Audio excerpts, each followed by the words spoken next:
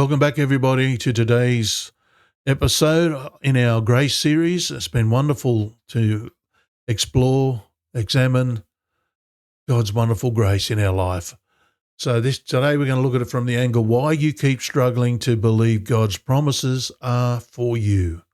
Grace versus doubt in God's goodness toward you personally. Have you ever noticed how easy it is to have faith for someone else? Your friend calls you with a crisis and you immediately tell them, God is going to move. He is faithful. Don't give up. You believe it with your whole heart. But when you are the one in the crisis, suddenly the voice of doubt gets loud. You start thinking, maybe God won't do it for me. Maybe I haven't been good enough. Please. Maybe I'm the exception. Again, please. God is no respecter of persons. What he has done for someone else, he'll do for you. And as far as not being good enough, join the club. Jesus died because none of us were good enough. We don't get things because we're good enough. We get things because Jesus is good enough. We often believe God is able. We know he has the power, but we struggle to believe he is willing, that he actually wants to use that power for us personally. We protect our hearts because we're afraid to get our hopes up one more time. But what if I told you that God's promises aren't rewards for the perfect people? What if they are gifts for the children? What if they are gifts? No, I'm not stuck. His promises are gifts for his children. You are a child of the living God. He will give it to you. You don't earn it. Today, let's talk about how to stop disqualifying yourself from the goodness of God that he has already prepared for you. Why is it easier to believe God for others than for yourself? You believe the promise, but you doubt your worthiness to receive it. You think God answers the prayers of stronger believers, holier Christians, people with fewer failures. But promises aren't wages. Promises are gifts. Grace gives what you don't deserve. It's the very meaning of grace. Come on, folks. It's unmerited favor, unearned favor. We know what it means. We see the word. We theologically go, yeah, grace is unearned favor. And then we go around trying to earn it. Like what? We're a strange species. Grace gives you what you don't deserve. It's the very meaning of the word grace. God didn't attach conditions of perfection to his promises. Yes, we want to please our Father because he is our Father, not to earn the gifts he gives his children. When we read the scriptures, he gives the rain upon the good and the evil. How much more is he going to give it to his children? He will not suffer his children to beg bread. Realize your position in Christ Jesus. Realize you're a child of the living God. Realize who your Father is. Why do we treat God's promises like rewards instead of inheritance, right? Inheritance means you have the right to them. Do you know that? You have the right. As a child of God, you have the rights, the inheritance to his promises. 2 Corinthians 1:20, all the promises are in him, a yea and amen. No hesitation in him, in Christ. All the promises are available to us. Romans 8:17, heirs of God. Heirs mean promises belonging to the family. You belong to the family. Psalm 84:11, no good thing will he withhold. God isn't stingy. The promise is not about your perfection. It's about His grace. What if you've been disqualifying yourself from something God already approved? Got to get a head around this. The promise is not about your perfection. It's about His grace. Everything is about Him. Everything comes from Him. You got to stop this mindset. It comes from you. If I do this, I'll get this. If I do this, this will happen. If I do this, you. You are not the provider of grace. Grace comes from God. And it's unearned. It's His favor upon you. The biggest problem Christians have is accepting what God has already provided to us through Christ Jesus. Past disappointment makes you cautious with hope. Maybe you prayed and nothing changed. Maybe you trusted and got hurt. Maybe a breakthrough took longer than you expected. Disappointment creates emotional guardrails. But grace heals disappointment, not by erasing the past, but by restoring hope for the future. Why does hope feel dangerous after pain? Proverbs 13:12, hope deferred makes the heart sick. You know, when it delays, it hurts. Psalm 34:5, they looked and they were not ashamed. Nobody who trusts in Him is let down eternally. Look to Him. You will not be ashamed.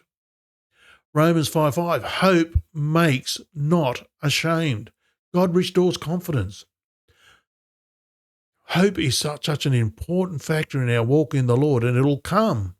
You'll have hope when you fully trust in Him.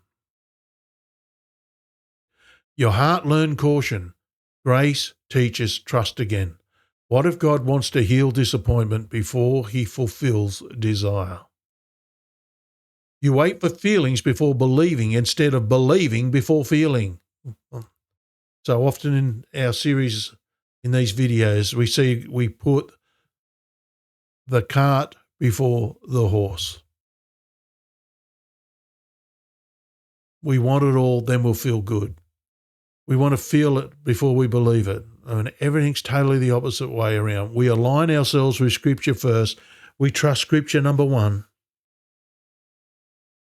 Then everything else comes. Many wait for a surge of faith, a sign, a special moment.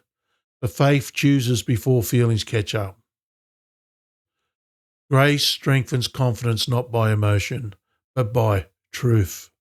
Feelings follow belief, not the other way round, right?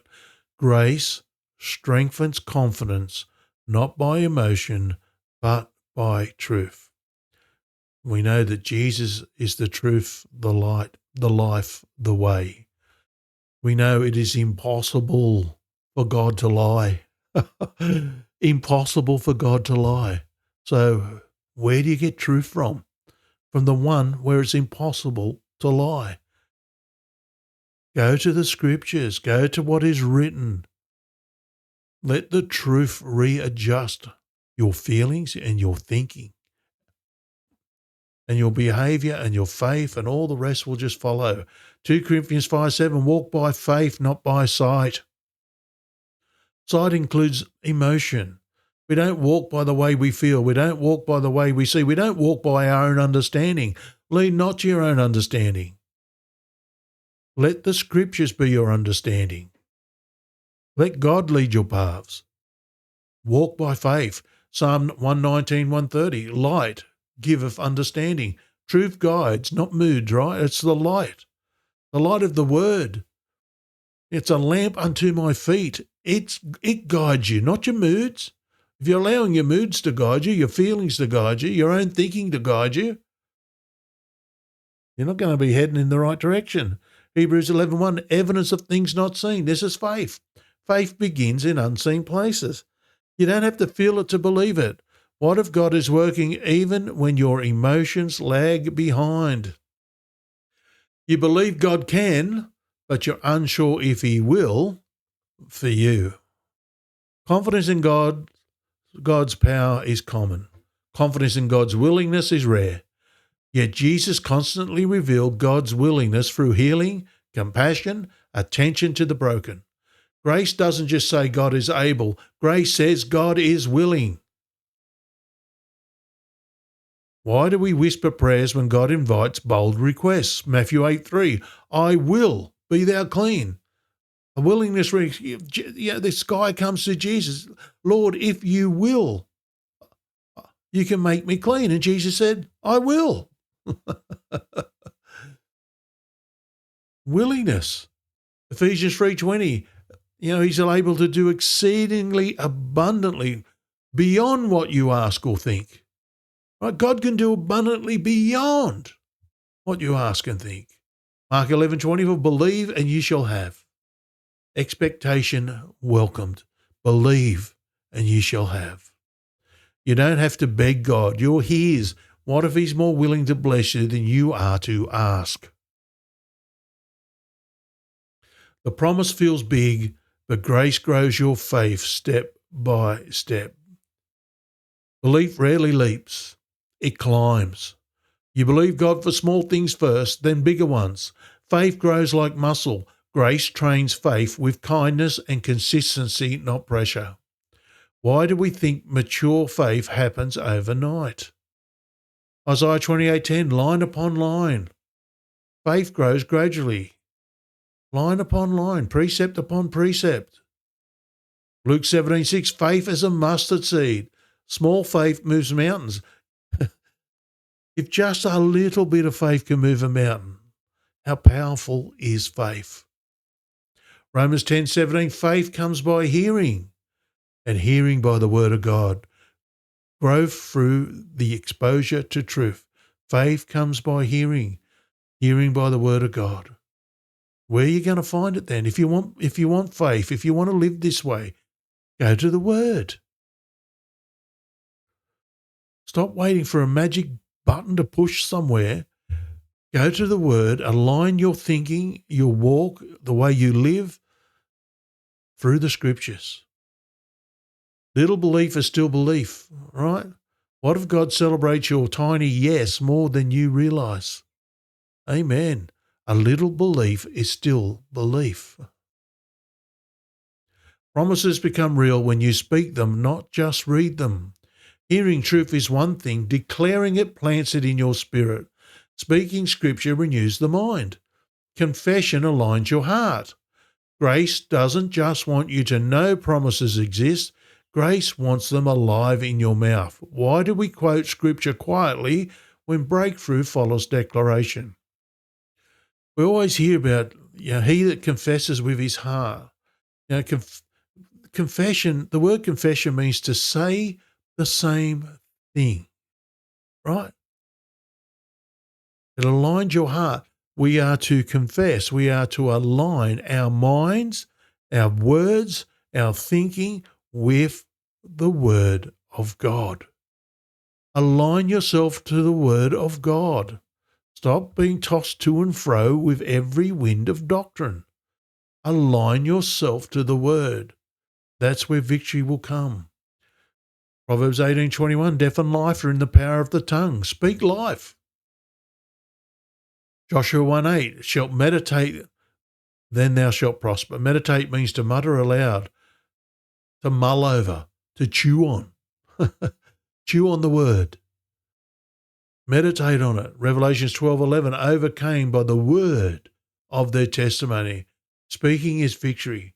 You overcome Satan by the word of your testimony. Promises grow when they are spoken. What if the miracle is waiting for you to agree out loud? What if you're not even agreeing silently? The miracle is waiting for you to agree with Scripture. Simple. Grace is there pointing you to it. Grace is there prompting you to it. We need to align ourselves. We need to agree with Scripture.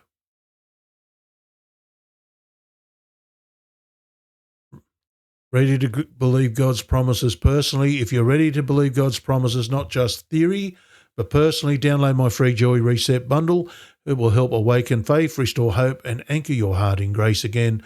Click the link in the description and start your reset today. It's absolutely free. Might as well avail yourself of that resource. I thank you for watching this video. I'll be back tomorrow with another one.